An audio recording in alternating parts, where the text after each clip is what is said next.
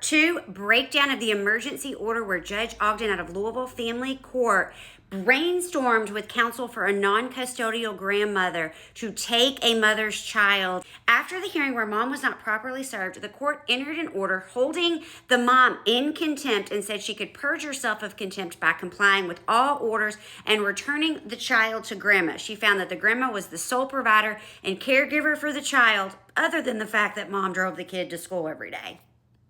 Grandma's counsel moved to amend these orders. It was before the court on April 22nd, and they asked for an emergency motion for temporary custody. The family court heard those motions in a hearing that lasted for less than 1 minute and granted grandma emergency custody of the child. There was no discussion whatsoever about this being in the child's best interest, no discussion as to whether or not an award of temporary custody was appropriate under any Kentucky revised statute. The Court of Appeals goes on to say the court doesn't even discuss jurisdiction pursuant to the Kentucky revised statutes. Grandma went to Nevada, registered the order in May, and took that little girl from school without notifying mom.